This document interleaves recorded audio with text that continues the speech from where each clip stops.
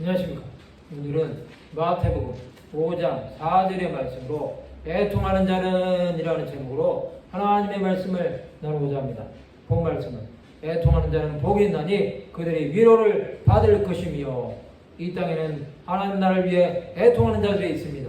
오늘은 애통하는 자는에 대해 생각해보는 시간을 가지고자 합니다. 애통은 하나님의 백성이라고 하면서 하나님께서 가장 싫어하시는 우상을 숭배하는 것을 보고 탄식하는 것입니다.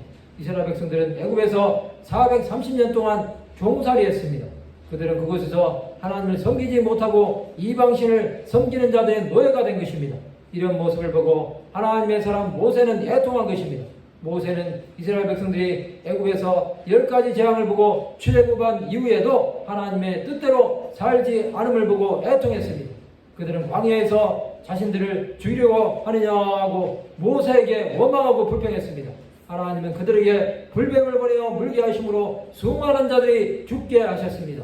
민수기 21장 7절에서 9절에 보면 백성이 모세에게 이르러 말하되 우리가 여호와 당신을 향하여 원망함으로 범죄하였사오니 여호와께 기도하여 이 뱀들을 우리에게서 떠나게 하소서. 모세가 백성을 위하여 기도하며 여호와께서 모세에게 이르시되 불뱀을 만들어 장대 위에 매달아라. 물린 자마다 그것을 보면 살리라. 모세가 노뱀을 만들어 장대 위에 다니 뱀에게 물린 자가 노뱀을 쳐다본 즉 모두 살더라.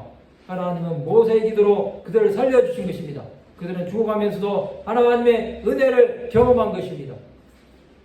모세는 애통함으로 하나님의 위로를 받은 것입니다. 예수께서는 공생의 사역을 감당하실 때 애통함으로 죽어가는 영혼들을 살려주시고 위로하셨습니다. 회당장 야이로의 딸의 죽음을 보시고 애통해 하시고 살려주셨습니다. 또 죽은 지 사흘 된 나사로를 보시고 심령에 비통히 여기시고 불쌍히 여기심으로 무덤에서 살아나오게 하셨습니다. 예수께서는 나사로의 여동생인 마르다와 마리아에게 부활의 소망을 주셨습니다. 나인성 과부의 외아들의 죽음을 보시고 애통해 하시며 살려주셨습니다. 애통은 하나님의 위로를 받을 수 있는 길입니다. 애통 가운데 사는 자는 그 심령이 예수 그리스도를 바라봅니다. 예수께서 십자가를 지심으로 인류를 구원하시기 위해 가실 때 여자들의 큰 무리가 따라왔습니다. 그때 예수께서 돌이켜 그들을 향하여 이르시되 예루살렘의 딸들아 나를 위하여 울지 말고 너희와 너희 자녀를 위하여 울라고 말씀하셨습니다. 이것은 너희의 구원을 위해서 애통하라는 것입니다. 주 예수께서는 자기 백성들을 국률히 여겨주시고 애통해 하신 것입니다. 그들은 주 예수의 위로를 받은 것입니다. 하나님은 위로할 자를 위로하시는 분이십니다. 성도 여러분, 애통하는 자들이 되시기 바랍니다. 그것은 주 예수의 위로를 받는 길입니다. 오늘도 애통해하는 자들이 있다면 예수 앞에 나와 그의 위로에 잠기는 자들이 되시기 바랍니다.